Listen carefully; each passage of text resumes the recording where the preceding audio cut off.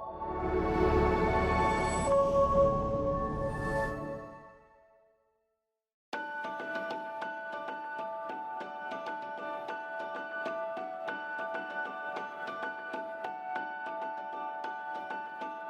year, millions of Canadians struggle with substance abuse. Addiction does not discriminate. It doesn't matter if you're street involved, studying law, in high school, or what your race, gender, political views, or religion may be. Of those millions, only a small fraction ever break free. We call them the 2%. These are the people far enough into recovery to reach back and help someone else. I'm Stephanie, and alongside me, my friend and co-host Margie, who has proudly fought for her own recovery. We'll introduce you to people who have fought hard to reclaim their lives. From their hard-learned lessons, we hope you'll find wisdom you can apply to your own journey. We'll also share the 12-Step Recovery Program, a cornerstone of healing for countless recovering addicts since 1935. We want to encourage you to keep an open mind. Notice how these stories might impact you. And join us as we challenge the stigma surrounding addiction. Welcome to the 2% Podcast. We're really glad you're here.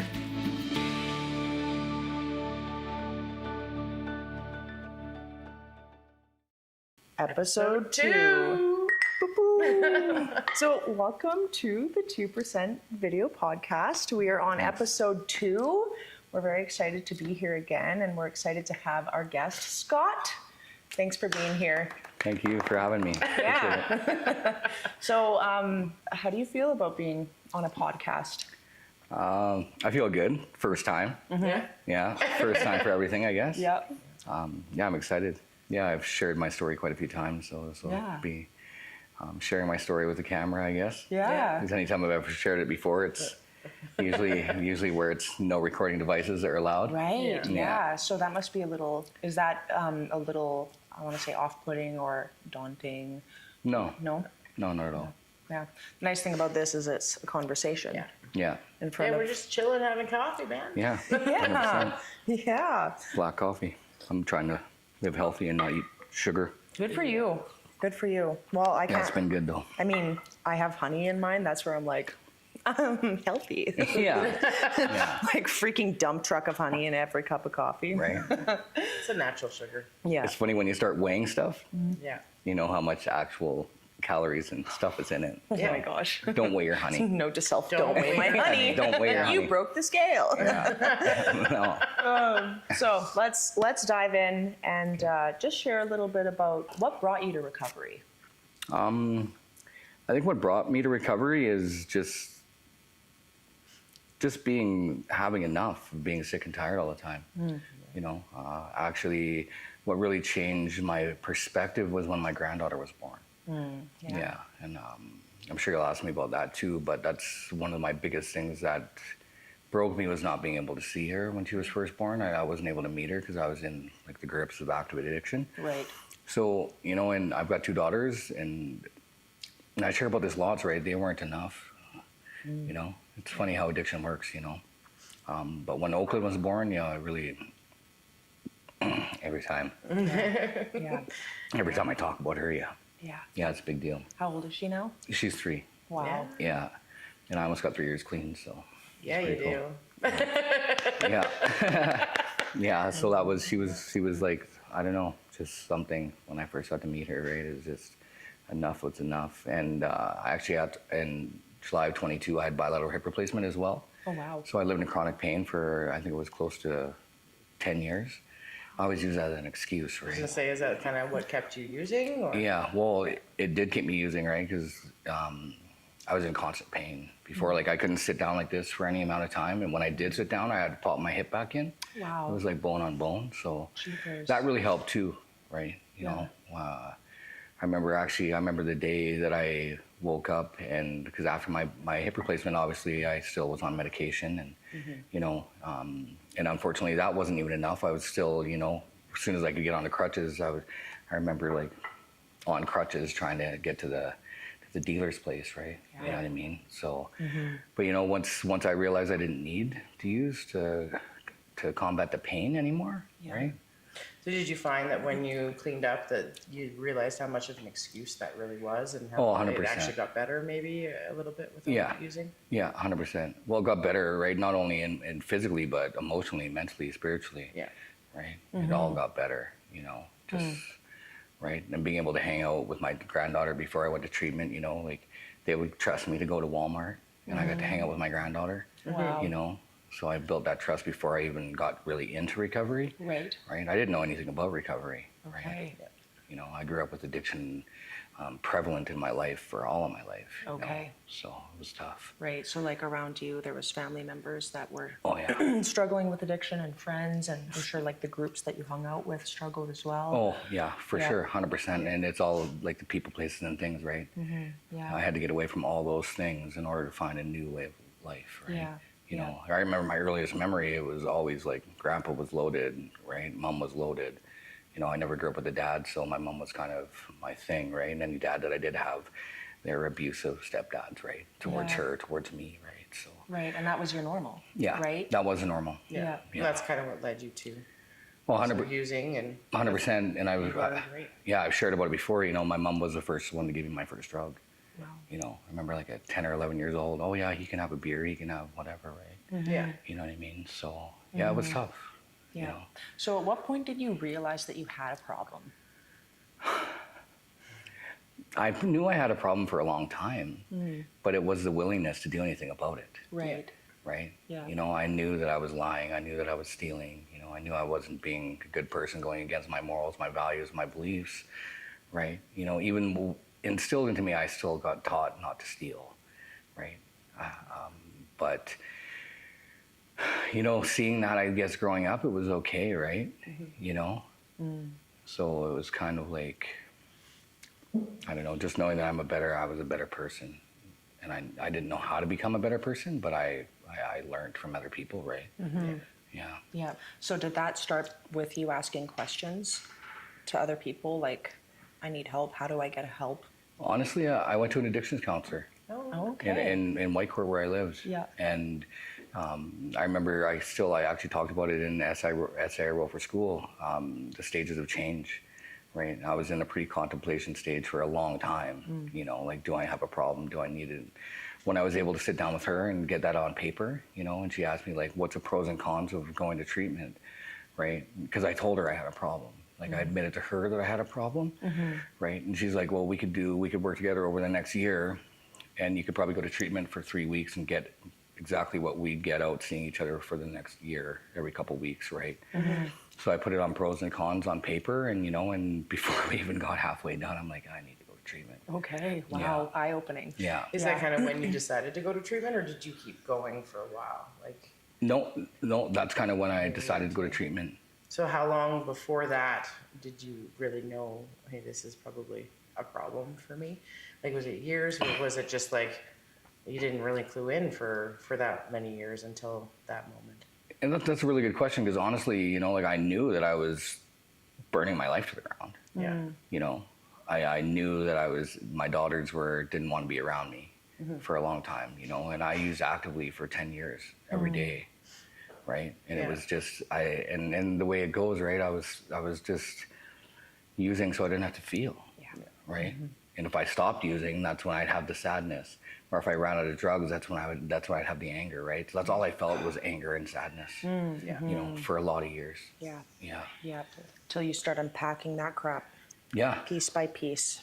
Yeah. Well, it's an important thing, right? Like, what he's saying is how drugs is the solution to our problem, not the problem, right? It's like, I was feeling this, so I use this. Yeah. So I did this is like, Yeah. this is the solution to what I don't want to do. Well, and I could justify what I was doing at that point in time, because I knew that I'd find that temporary relief, right? Yeah. You know, Yeah. but When it was- really in reality, it makes it worse. oh yeah, yeah, As time goes on, it's like that anger and that sadness gets deeper and deeper and deeper, yeah. and you need more and more and more just to get Yeah. rid of it, right? So that's the cunning part of that disease, right? 100%. Did you think that it was the substances that was the problem, or did you know that there were things that you were trying to hide on the inside? That's another good question, actually. I didn't really know how much problems I had on the inside till I stopped using the substances. Because the substances controlled the feelings I was having of like not being good enough, you know, of all the trauma that I went through as a child. Yeah. You know, so it was more, I knew the substances were a problem, but I didn't know how much I was the problem. Right. Because what was going on inside is what caused me to use, right? And like Margie said, right, I thought that was the solution. Right. But ultimately, that was creating more of a problem. So many people get clean different ways. Yeah. And we're kind of focusing this round of podcasts on steps. Did you join a 12-step program? Like, is that kind of what helped you work through all those things? Or did you kind of do a faith way, or like what was your path really that when you started? Well, when I started getting clean, I went to treatment. I'll never forget the day, March 23rd, 2023. You know, I walked into a treatment center. You know, March 24th, 2023, I went to my first 12-step meeting, and I heard something in there that night. You know, that I don't remember exactly what I heard, but I heard something.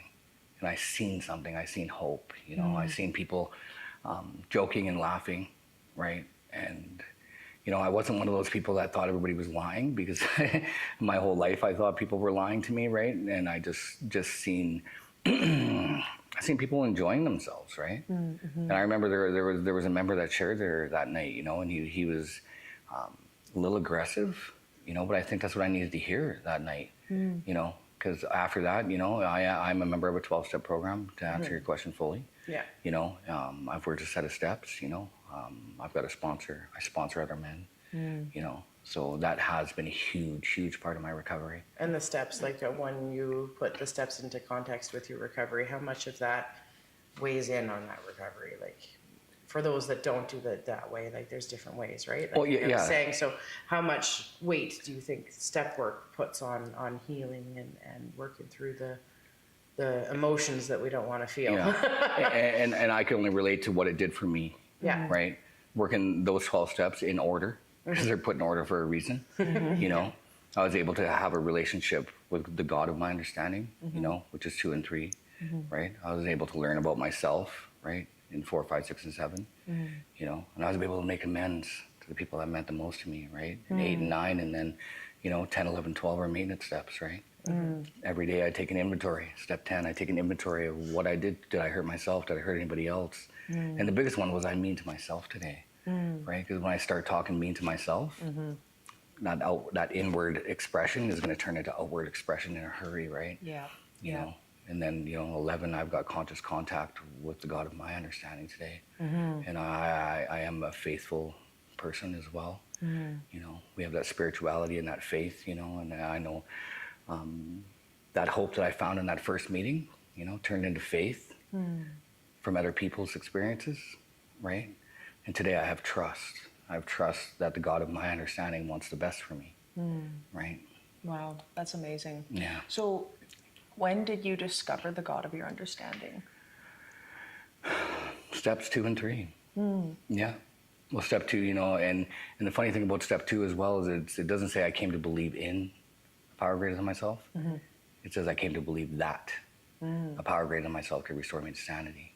Right. So at that point in time, I didn't know what was my higher power. Yeah. For a long time, it was the runes. Right. Yeah. You know what I mean? Two people that struggle with addiction, talking about addiction is a power greater than me. Right. So I utilized that for a long time. You know. Right. So that coming to believe that there was something out there helping me, and one way I did that too is I could reflect on back to what happened in my past. You know, the things that I made it through, where I never thought. The only time I ever prayed was when I was in trouble. Right. Get me out of this, please. I'll never do it again. Yeah. You know. And I'll do X, Y, Z. Yeah. Do this and I'll do this. Get me through this one last night. I'll never use again. I promise. Right? Yeah, on my hands and knees. Because that works. Yeah. Like, right. He saved you from that one. Let's Yeah. get high. Yeah. Well, and that's it, right? You don't know what you're talking to. Yeah. And you don't know what's working until after you realize that it worked. Which is a kind of a, you know, I didn't realize all the help I had throughout my life until I realized it. Right. Yeah. Until I could actually be like, oh, because the only power greater than myself that I ever known was the drugs. Right. That was a power greater than me, because that's what I chased and chased and chased, right? It's an interesting point, like how people struggle a lot with this step, because that power greater than ourselves, it always seems like we find God, right? And so a lot of people have a lot of hurt from church and religion and God and things like that. So it's funny when you said that, it's like higher power. Your drug used to be that, so it's not that hard for you to believe in one. Yeah. In one, just something. So you've already believed in something that was higher than, greater than you, and that was your drug. You just need to transfer that same belief over to something that's good for you, right? Something I heard early in recovery too that really made me think and made me realize that I could open my mind to this was somebody asked me, "Can you have faith in a higher power because I have faith in a higher power?" I was like, "Well, yeah." It's Why working not? for you. Yeah, it's working for you. Yeah. Right. So You know, and that was somebody that I respected, obviously. You know, a lot. Right. Yeah. So just seeing somebody else have faith in something that's intangible, right? You know what I mean? So why is it important to have a higher power that you turn to, whether you're in recovery from drugs and alcohol or just living life? Well, for me, and like I said, I can only speak for me. For me, you know, sometimes I'm not going to be around people, right? Sometimes I'm not going to be able to reach out and call somebody, you know.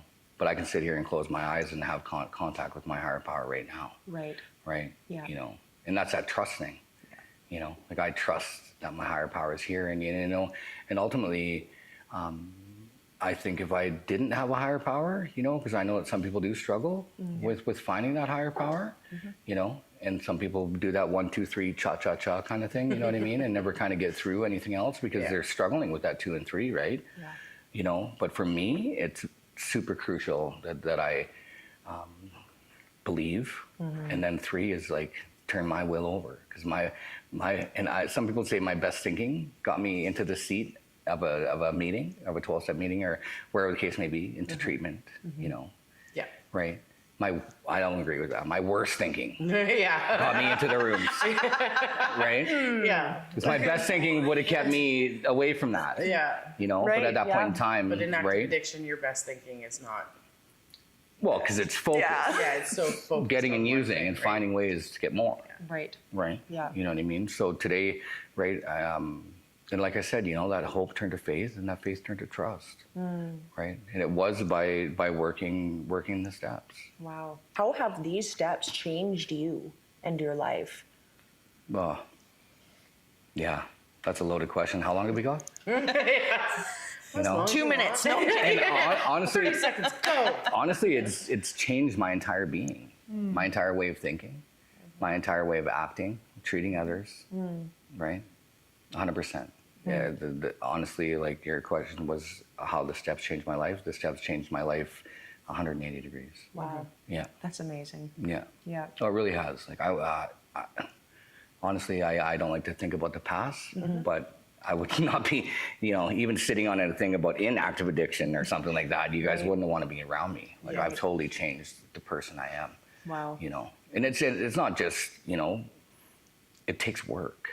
Oh, yeah. Right? Yeah. It's not like we can just roll through these and answer these questions and think that we're cured. You know? Active addiction took work too. Like you. Oh, yeah. I would walk 10 kilometers in a snowstorm to go get more if that's what I needed to do. Like I would work my butt off to find ways and means to get more, right? So like you're already used to doing hard work. Well, and I talk about that. I share about this lots too, right? If I put half the work I did into finding drugs into my recovery is going to bloom. Yeah. And it has, and it's consistently blooming, right? Probably It's more like, than you ever imagined that it would Oh, when yeah. you first walked in the door, right? 100%. I just wanted to find a way that I could use successfully Yeah. when I first walked into my treatment center. Yeah. Right? Right. Like, how could I do this and not burn my life to the ground? Right. You know? Yeah. Yeah. But then you hear all these things, and you know what I mean? It's if my life hadn't improved, then I might be skeptical. You know, but seeing my life improve, you know, and it wasn't right away, you know, right? time. It takes time. And effort. You know, I talk about lots as well too. Like, I didn't see the change other people seen the change before I did, right? You know what I Because mean? we're our hardest critics. 100%. You know, my negative self-talk used to be like, Yeah. I wouldn't have said that to anybody, you know, that negative self-talk. And I grew up hearing it, right? So it's hard to Break from that. break from that, Yeah. right? 100%. You know, when you grow up hearing it, you start to believe it, Yeah. you know? Absolutely. Yeah. Wow. So when you came into recovery, you thought you would show up and find a way to use without burning your life to the ground. When you started to realize that you were going to be ripped open and you'll have to take out each piece at all the brokenness, what did that do to you? Was that overwhelming in the sense that's like recovery is different than I thought it was going to be? I'm biting off more than I can chew. This isn't what I signed up for. Or There has been those moments. yeah. Oh, for sure. Yeah. Especially when you get into step 4, you know? And I know that step 4 changed me, who I was, because it didn't just pick apart my liabilities and the things I've done in the past. It talks about my assets, right? You know, and I was scared, 100%. But I was the fear, and I talk about this lots as well too, right? I was so tired of being sick and tired that the fear of the unknown seemed like it was okay. Right. Seemed like that door was that opening, right? You right. know, What's the Anything worst was thing? better than where you were. 100%. Anything Yeah. on the other Anything. side of that door is better. Anything, you know. And I was in treatments. I for my first treatment center, I went for 21 days. You know, and I dug into lots of stuff, you know. Yeah. And I made that goal when I was in that treatment center that I wanted to be an addiction counselor one day, you know. And now I'm in school to be an addictions counselor. I love that. I love that so much. Sorry. But those 21 days, you know, they changed my life. Yeah. 100%. Yeah, I and still it probably scratched the surface enough. just scratched the Yeah. surface. Yeah. So you mentioned your first treatment. Yeah. So I'm going to get you to expand on that one. First one. Yeah. How many treatments have you done? Like, was it consistent? Was it kind of sporadic? Or? Well, I can exactly. I know exactly. I did 21 days in one treatment center, and my aftercare plan was more treatment because I didn't figure 10, 15 years of active addiction, 21 days. You know, like, come on now, Yeah. right? You know what I mean? That's a pretty brave decision, right? Yeah. A lot of people go, I just want a 3-week break, and Yeah, away I and go, I think right? honestly, you know, like I was so broken. I was so broken, and I just got so much hope from that first treatment center and going to meetings and seeing what other people had Yeah. that I wanted. It was never about materialistic things. Right. You know, it was about finding what was going on in here, right? Yeah. So I did that 21 days, and then I went back home for a month, stayed clean. Oh, I'll say too, yeah, my clean date's March 12th, 2023. I went to treatment on March 22nd. I checked into treatment, I believe, yeah. And I haven't used since March 12th. So I went home for a month. I went to some meetings in my hometown. They didn't have much meetings. It wasn't like the town that I live in now. But I stayed clean for that month. And then I went to another treatment center down south, down by where my mom lives. I went there for 28 days. And it was weird because I came home for almost a month again. And then I went to another 6-month treatment center. Wow. So my first year clean, I was in treatment for almost 8 months out of the 12. Wow. But it really gave me a huge head start to, Yeah. you know, I remember the second treatment center I went to, and there were some people fresh. That was their first treatment center, right? And I remember sitting in group this one time, and this one girl, she was like, "You should get paid here. Like, you say better stuff." I'm like, "I don't even know what you're talking about," Yeah. right? But ultimately, because I had an idea of what it was about, Yeah. right? Like Well, you when listened, right? when we're talking about, you know, like boundaries and this and that and stuff that I still utilize today, right? I had 21 days in already, and you know what I mean. So it was an easy adjustment for me because of that treatment, I think. And now you get paid to teach that stuff. Now you do Yeah. get paid to teach that stuff to Yeah. those people Yeah. in the same place where you, Yeah. you were. Right? Yeah, That's yeah, a pretty big gift. Yeah, I work now too in the same. I work as a facilitator for mental health and addiction courses, and I get to go into the same treatment center I was in and teach every Thursday. Yeah. That is just, man. Yeah. So that girl foreshadowed really his future. Thank you to whoever you were. Yeah. Yes. Yeah, maybe she'll see this. You never Yeah, know. you never know. Yeah. Right?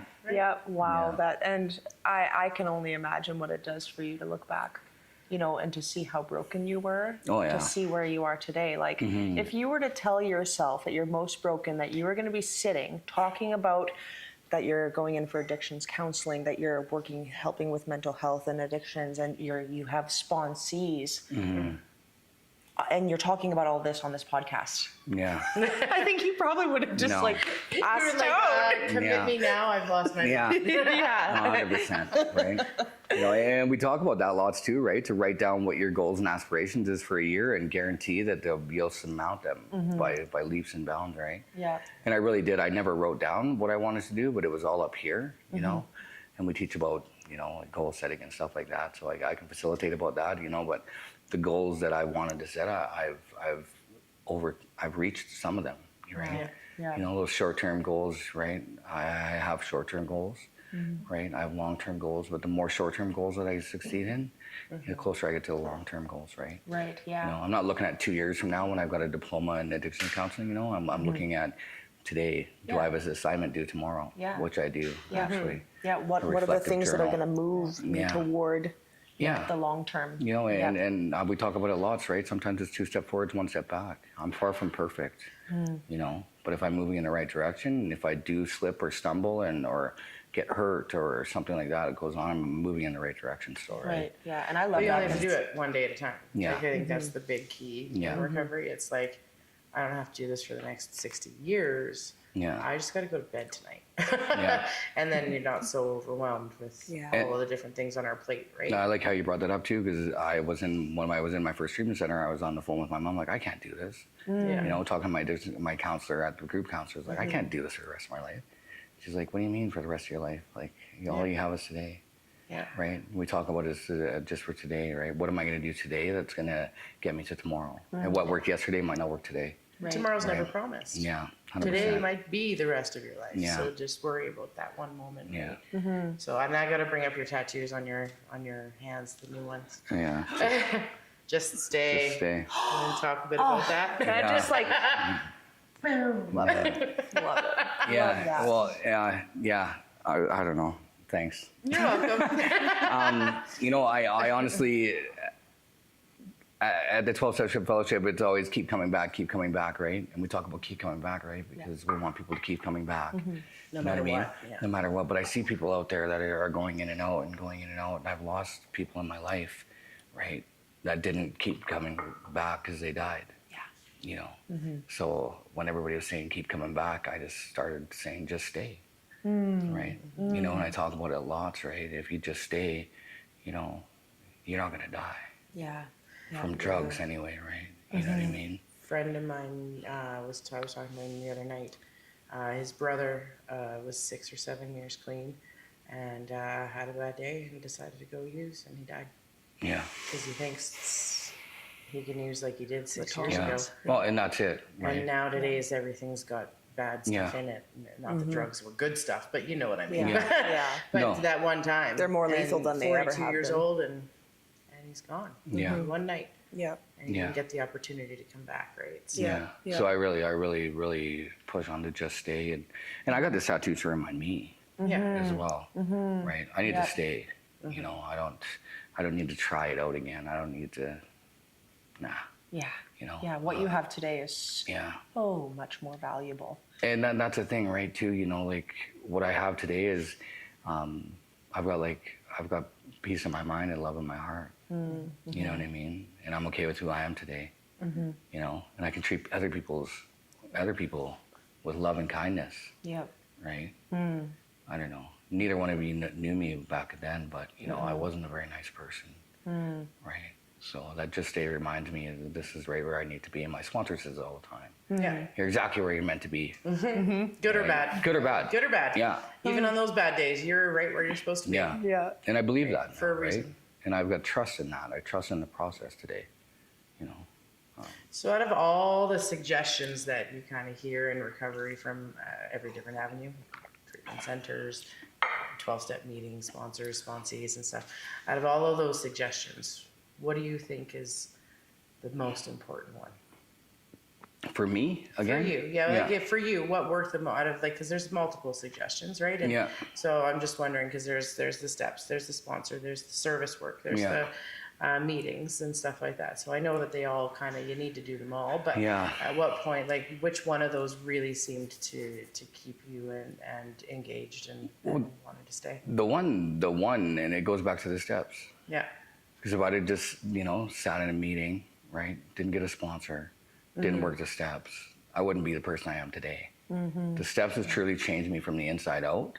Yeah. But ultimately, that's another really good question. I think the connection, Yeah.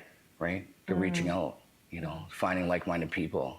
Yeah. The feeling of not being alone and not being wanted, that changed me a lot too, right? Because I always was like, I'm never good enough, never good enough, never good enough. Right. And I was told that by my mom and my stepdads over and over and over again until I found people that assured me that I am good enough. That must have felt incredibly foreign. Oh yeah. Yeah.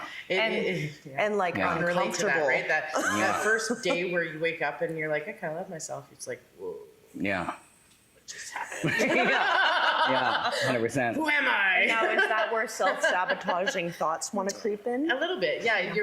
That first reaction to that thought is like, ugh. No, we don't like ourselves. Yeah. No, that's not normal. I don't know how to live like that, Yeah. but then because that brain is always going, right? It wants to keep you stuck there. So For sure. But I think the more work you put in, Yeah. the more you learn to love yourself. Yeah. Right? It's an inside job finding love for yourself. Well, I think the higher power, though, that Yeah. step 2 and 3 is what's crucial in that moment. Like 2 and 3 of understanding that there is something greater than myself that loves me, forgives me, Yeah. wants the best for me, is always there for me. Yeah. And that's such a crucial part of fixing that part of us.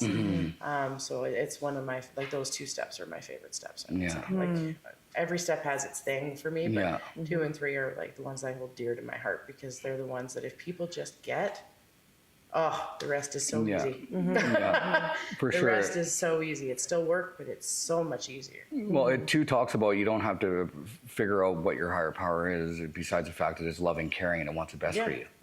Right? And You just know? that thought process Yeah. going forward of, it just has to love me. It just has Yeah. to love me. It loves me. Oh, Yeah. it loves me. Oh, Yeah. it loves me. I am loved. Yeah. Cool. Well, it's that flip around thing, right? Yeah. Right? Yeah. Once you start telling yourself that something else loves you, it's easier to love yourself. Yeah. Right. Especially when it's not another human being. Like Yeah. for me anyway, I know it was like to have somebody say that they love me, there's still always that I don't trust you. There's Yeah. something that you want from me, manipulation, control, whatever. Like I'm always looking for Mm-hmm. the angle. Yeah. But when it's something I just have to trust that isn't in my face every day, Yeah. doing actions that make me question or saying things that make me question. Yeah. It's just there and I have to believe that it loves me. So there's no way for me to alter that opinion. That's what's kind of beautiful about it, Mm-hmm. Yeah. right? Is Well, it firm and true and Yeah. steady Yeah. and I was- constant? I was taught my whole life that love is conditional, Yes, right? right? Yeah. Yep. So when I found something that loved me unconditionally, no matter what, right? Yeah, doesn't want anything from me, Nothing from it. right? Yeah. Other You know? than a conversation in the Yeah. morning and maybe at night. Yeah.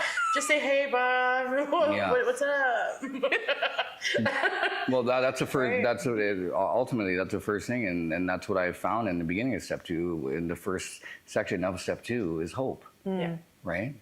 And I love how they get you hoping, right? Because hope to me is, and Margie's heard me say this all the time, right?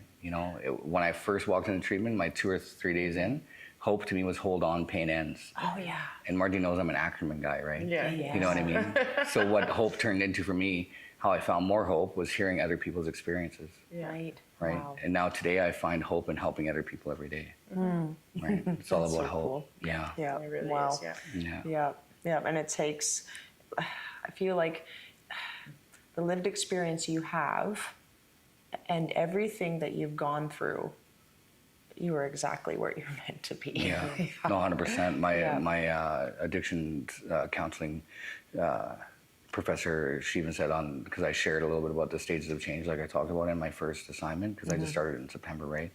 And she's like, yeah, she even said, she's like, wow, I'm so grateful that you're here. Because I Wow. told her where I was at, right? Yeah. And I wrote about it, right? So I agree. Like that lived experience is so crucial, right? Yeah. Yeah. Absolutely. Yeah. Yeah. Yeah, I'll say addicts are the most compassionate That's a pretty absolute That's pretty statement I'm bold. putting out there. Yeah. But I do Yeah. think that, I've come across many different walks of life in my time, and recovering addicts are the most compassionate I think I've ever met, because they have that empathy of knowing what hell is like, Yeah. what pain is like, and Yeah. what true pain is like, and what it's like to walk through that. Right? Yeah. So, there's stigma around addicts with people who have never really experienced it. But if they were to ever come and get to know some recovering addicts, because they would look at you and not realize that you were an addict, right? No. Like a normal person on the street is not going to go, oh, you're an addict, and Yeah. not talk to you, right? No, and then 100%. to get that, like, holy crap, that's really where you came Yeah. from, blows people's minds, right? Yeah. And- Yep. Yep. I find that when you can actually sit down and listen to a person's story, that's when the compassion comes in. For sure. Right? Definitely. Well, you don't, not necessarily, and we talk about this lots at work as well too. I don't necessarily know your story, but I don't know why you're feeling these feelings, but I can relate to them because I've felt them before. Yeah. Right. That's empathy. Yeah. You know what I mean? No matter what brought you there, I understand what their feels like. Yeah. And that's all that really matters, Yeah. right? Yeah. And that's the benefit of one addict helping another, right? It's just like Margie said, right? They've felt those feelings before. Maybe not the same situation, maybe the same situation. I've heard my story told in a 12-step meeting as well. Yeah. My exact story, Yeah. Not By that they another were copying person. his story. Oh. but by another person. they- Yeah, I see the but confusion they on your face. had Their Yeah. story matched his story. Yeah, Are you friends now? yeah, Okay, good. yeah. Right? Like going through the hardships as a child, getting picked on, getting bullied, right? Yeah. That conditional love, right? You know what Yeah. I mean? The physical, mental, emotional abuse Yeah. that I would put up with. I heard somebody else share about that, and they came through the other side. Hope, right? You know what I Wow. mean? If they can do it, I can do it. Yeah, now you get Right. to help the next person that says, this is the things I've gone through. Yeah. I think, cool, me too. I get where you're coming Yeah. from, right? And that's where sponsoring kind of comes from, Yeah. right? And being able to model that happiness, peace, love in your heart, Yeah. like life of, okay, I've been there, but Yeah. look at me now, so Yeah. it's doable, just stay. Yeah. keep 100%. Keep trucking, right? And that's Yeah. the beautiful part of, I think, most Yeah. 12-step programs Mm-hmm. is that giving it away part, right? I don't think keep trucking would have fit on his. No, it had to be really small. Add another fist. Yeah. Maybe that down here. Next tattoo. Yeah. Right. Oh no, no. But it is so beneficial of having, and I said it earlier, one addict helping another, right? Because if I was to tell my story to somebody that never went through addiction before, they'd have empathy for me, but they Oh, yeah. wouldn't They have any couldn't. idea of how to relate to it. Yep. Right? To maybe the feelings, you know what I mean? But yeah, I don't know. Just Yeah. like Margie said, right? It's not about where you've been. It's about what we're doing to get out of it now, right? Yeah. You know? Well, and I have such respect for people that choose to go into recovery because, like, I've never struggled with hard drugs or alcohol, but I have had a smoking addiction since I was in my youth. And I say if it was a hard substance, I'd probably be dead because it has been so hard to quit. So I have that. You keep telling me I'm an addict, and I know I am, okay? But I'm like Little League over here because it's cigarettes. Yeah. You're minimizing it though because society has said the word addict means you must drink and do cocaine or heroin or something crazy like that, and that's all that addiction means. When addiction is just something that makes your life unmanageable and isn't good for you. Right. So smoking is actually it's actually harder to quit smoking than it is heroin. I believe are the statistics. Yeah. And that I can't it is cite an addiction. the source, but I've heard that as well before right? too. Yeah. And then you look at shopping and sex and gambling, and these are all things that aren't drugs and alcohol, but they are addiction that will ruin your life. Yes. So, yes, you are an addict. Yeah. You belong here, Stephanie. Yeah. You're not alone, okay? Thank you. You're not alone. 100%. So, okay, where was Right? it? Where was I going with that? Holy Hannah. Okay, I'm an addict. It's so funny because I'm like, let's start Hi, this Stephanie. podcast. Hi, my name is Stephanie and I'm an addict. No, I'm an addict and my name is Stephanie. Yeah. Yeah. Well, so that's your choice. My Yeah. personal choice, I say addict first. Okay. Because To remind I just yourself? need to remind myself Yeah. that that's always living in my brain. Like it's always back there. And then I follow up with my name because I want the last thing you hear from me is to be my name, not that I'm. Well, an addict. it's identification. that. Yeah, It's identification too, right? identification. But for me, Okay. it's You know? that I'm an addict, so I'm reminding myself I belong here. And my name is Marjorie because I want you to hear who I am, not that I'm an addict. Right. Yeah. Oh, I like that. I So like that's that. Okay. why yeah. I say it that way when I'm in a meeting. Yeah, that's how I Okay, see it, so too. I'm an addict and my name is Stephanie. Right on. Hi, Stephanie. Hi, Stephanie. Okay, cool. And ultimately, what you're saying too is right. Like I put down drugs, alcohol, any of those kind of things, you know. And I remember we were at, and it was just like that. She wasn't supposed to laugh, but she laughed. No. Not right now. Not right now. I know Scott, right? And honestly, though, you know, like I put down the spoon and picked up the fork, and I didn't, you know. Yeah, you were waiting for the. I should have waited until you finish your coffee. Yeah. No, but seriously, Put down the spoon and picked up the I fork. stopped using drugs, but I turned to food. I was 275 pounds when I took my 1-year medallion. Yeah. I'm down to 231 pounds right now. Yeah. Yeah. Yeah. He's getting shit. Because I'm putting the work into different aspects of my life, Yeah.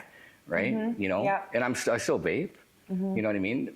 Am I powerless over it? When I can't find it, I'm powerless over it. Yeah. Does it make my life unmanageable? When I can't find it, yeah. Yeah. Where's Am my I trying to big quit? habit? You know what I mean? Yeah. So addiction, like you were saying, it doesn't necessarily have to be to drugs and alcohol. What I think of myself, am I powerless over this action or this substance or this food? You know, and still. What am I you know, feeling that's I making can't. me want to do this right now that I can't control it? I can't just have one cookie, No.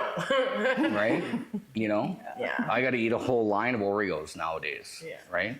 You know what I mean? Or one's too many, 1,000 is never Yeah. enough. Oh, Yeah. I don't know if that was a little you mean cliche. one cookie, a Yeah. whole row of cookies. Yeah. A whole row of cookies. Yeah. Can't wear logos and you Yeah. can't say Not logos. Oreos. Oh, cookies. Oh, I guess. Oh. Do a line of cookies. Okay, yeah. Cookies Yeah, it is. do a line of cookies. Cut. I'm just joking. My bad. That was so good. I know. Okay, cookies. Wait, can I say that? Can I say do a line of cookies? Probably not. 6-year-olds might be watching. Right. that. Eat a row Yeah. of Okay, cookies. Yes. Yeah. Okay. You can start back off as I can't have just one cookie. I have to eat a whole row. Yes. Yeah, I've got to eat a whole row of cookies. Yeah. No, I feel Thinking about I feel cookies that. now. I'm sorry. Oh gosh. Well, actually, why am I apologizing? You brought it up. Yeah. The big tubs of peanut butter stuffed pretzels. Recently, so Yeah. good. I can't. I'm like, why did I buy this? Well, those in bulk? chocolate covered pretzels too that you can Yeah. get. You know, they're good. I Yeah. stay away from all that stuff. For me, it's potato You know? chips. So Yeah. is this? It's not just one potato chip; it's the whole bag. Yeah. And then I feel sick to my stomach halfway through, and I you don't want keep- any more, but I can't. But stop then you eating all the justify it. chips. Yeah. Well, you know what I do? I'll be like, I might as well eat this all now so it's not here tomorrow. Yeah, exactly. And So I I eat don't it eat all. out today, Make so present Scott suffer. Yeah. Yeah. But I literally will feel sick to my stomach, or my tongue will be raw depending on Yes, the flavor of the ketchup. chip. But I still can't stop eating, and it Yeah. reminds me of exactly where I was in addiction. Yeah. Right. Like I don't want to do this, but I can't not do this. Like, It reminds me that I need to just stay. yeah. Yeah, Clearly, yeah. my addiction is manifesting itself in other ways. And it does manifest itself in other ways, right? And every day it can be something different. Sometimes for me it's coffee. Other times for me it's sleep. Yeah. Other times for me it's TV. Other times it's working out. It's Yeah. Yeah. whatever that is that's like getting my mind off of whatever I don't want to. And that's exactly it, right? Whatever's taking me away from that present moment, Yeah. be it whatever it be, right?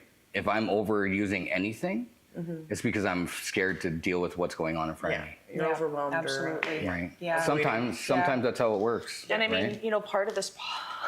Okay, I laugh because I'm still coming to terms that I am an addict. Okay, like because I grew up thinking addict is drugs and alcohol, so it's like Yeah. those neural pathways are still being rerouted, right? Yeah. But part of this podcast is educating people that addiction isn't just hard substances or lethal No. substances. It is. No. Eating For sure. a whole, it's food, it's shopping, it's Yeah. cell phones, Gambling. it's gambling. Pornography. Gambling's a big one. Especially 'cause Gambling. every ad on your phone is about gambling, and it's right here in your hand now. You don't have to drive to the casino. And, Yeah. and honestly, from what I know, gambling gives you the same receptors in your brain as using drugs does. Right. Right. Yeah. So You do know? people. Like relationships, same thing. People give you the dopamine that you're lacking. So Right. like you have to be so careful when you're in recovery. And it's being, it's being mindful. Yeah. Right? Being open-minded, you know. Very self-aware. Yeah. And do you have a group of people that you could be like, hey, this is what's going on truly for me? And have you practiced that ability to say, this is where my heart really is, and be able to talk about it, if you know? I think that's, I need somebody else's opinion. First thought wrong, I call it, the first thought wrong disease. So I need some people to bounce my thoughts off. Ow, I get Scott's it. already kind of led into that a little bit with his worst and best thinking. But yeah, first thought wrong disease for me. Okay. So if it's something that I'm justifying and rationalizing in my head, then it's probably not a good thing. If it's something that I don't want to tell people is happening, it's definitely not a good thing. Right. And those are the things I need to be aware of whenever I'm doing anything, shopping, gambling, any of that stuff. If I wouldn't want to sit here and tell Scott or you, this is what I did yesterday, then it's probably a no. Well, secrets keep you sick, right? Yeah. So it should be a no. And me and my sponsor talk about this lots, right? We're not responsible for our first thought, but we are responsible for our first action after that thought, right? You know, so my brain can tell me some things that are first, second, third thought wrong. You know what I mean? But what am I going to do about it? Am I going to talk to somebody? Am I going to hide it? Yeah. You know, am I going to do the next right thing? Yep. Right? Yep. You know. So for people, because we have an array of people that I'm sure are watching this right now, people who maybe don't think they have a problem, but they do. What should they do? Like, how do you discover that there's something wrong on the inside and you do need help? Do you have any advice? I don't like to shit on people, and I don't like to shit on myself, which is a big one. But you know, I can only suggest what worked for me, right? You know what I mean? And it all comes down to, and you just said it, self-awareness, right? Is this affecting me in a negative way? Yeah. Right? Am I powerless over this? Is it making my life unmanageable? Right? Right. Yeah. Am I taking going into step 3? Is this my will or my higher power's will? Yeah. Right? Because I always say too, right? You know, my higher power is not going to drive my bus, but it's going to lay down the road in front of me to follow it. Right. You know? So I think self-awareness is crucial, right? You know, and to ask yourself those tough questions and be okay with the answers. Yeah. You know? And then reach out, and it's okay. There's ways to get through this stuff. You know, it doesn't necessarily have to be a 12-step program. It can be, you know, I know people that have been clean for a long time. They don't go to meetings, right? But they just had enough, you know. Yeah. And it all boils back down to me. I was sick and tired of being sick and tired. You know, and then as your life starts to get better, right? As you start to be able to think clearly and do the next right thing, you know. Yeah. Like I even say to my partner, you know, like I don't lie, right? And if I catch myself lying about something, you know, I need to like You'll lie. tell on yourself. Yeah, Yeah. right. You know, I was in a baseball tournament today, you know, and I could have said no, I'm not coming to the game, but I said no, I've got a commitment, and I'm accountable today, right? You know what I mean? And that's what I love about people that have been through recovery is you're helping to pave the way for the people behind you, and predecessor Right. but not just people that struggle with substances, but just people who struggle, which is every bloody person on this planet, you know? 100%. And I mean, I'm trying to figure out a way how to say this without it sounding rude, but because I don't think that addiction is a blessing. It's not. But what people go through and the chance of getting into recovery, it's life-changing. And not a lot of people do that because not a lot of people hit that rock bottom, right? 100%. Like the person that struggles with like a phone addiction or a shopping addiction, right? Like, and I'm not saying that they don't hit rock bottom, but I think when you're dealing with lethal substances and your life blows up so severely, you're like, something has to change, and you change your life drastically, right? And so I have a lot of respect for folks that go through recovery. I would just change that from addiction as a blessing to recovery as a blessing. And honestly, I'm great. Yes, okay. I'm great. Recovery is a blessing. I'm grateful for my addiction, blessing, right? Yeah. I'm grateful that I was, you know, and honestly, we kind of go back to that rock bottom thing you said. Rock bottom for me is when I stopped digging. right? Yeah. You know, my rock bottom could have been jails, institutions, or death. It could have been death, Right. you know, Yeah. right? But when I stopped digging, I hit that clay floor and I couldn't dig into that. Was too hard to dig, right? So I climbed out of there and I found a whole new life. Wow. You know what I mean? But ultimately, rock bottom could be for shopping. You could be broke. You could lose everything. You could be in the same spot as I was, just not sick and dying. Your family, Right? Your family's leaving, Yeah. and you have no money. You have, like, there's Yeah. And addiction isn't. It doesn't care where you come from. It doesn't care how much money you have. You know. Yeah. It discriminate. doesn't discriminate No. whatsoever. You know. Well, I think a huge highlight needs to be put on the fact that addiction is all you're thinking, right? So whether you're struggling with actual substance abuse or if it's just your thinking, your negative self-talk, your depression or anxiety or Low those types of self-esteem. things, that's just as much as a struggle as addiction itself. And that there's resources that same thing can help. Reach out, tell somebody how you're feeling. Yeah. Tell one person, whether it's a teacher or a friend or a sister or brother, mother or father, whatever that is for you. Tell one person that what you're thinking in your head, what you're really thinking, Yeah. and get it out there, because that alone, that step alone for me, life changing. Well, that stuff dies in the light. Yeah. Yeah. Right. You That bring it out negative and all of a sudden self-talk, it's you like- know, all those feelings on the inside. Yeah. When I talk about them and I share about them, it loses its power. Yeah. Right. You know, when I admit that I'm powerless over addiction, I gain my power back. And lots of people don't understand that. And I know a lot of people that I'm not powerless, right? Because they think You it's know, like weakness. They think it's an admission of being weak. Yeah. Right? But to me, when I say that I'm powerless over this or that or the other thing, I'm taking my power back over it. Right. Yeah. Right? Yeah. I love that. It's a super big, like, I wouldn't say cliche, but you know what I mean? It's a way of thinking. This has been awesome. I love talking about this sort of stuff and helping to just normalize these conversations, you know. At the end of each episode, we'd like to get our guests to challenge our listeners with something. Is there something you can think of that you'd like to challenge people out there to do? I can think of quite a few things, but one thing I'd like to challenge you is to just look in the mirror and tell yourself that you're worth it. Right? I think everybody's worth it, right? No matter how they feel on the inside, they're worthy of living their best lives. I love that. Yeah. Yeah, I love that. Yeah. This has been episode 2. Thanks for joining us. You're welcome. She was talking to the listeners. Thanks for joining us.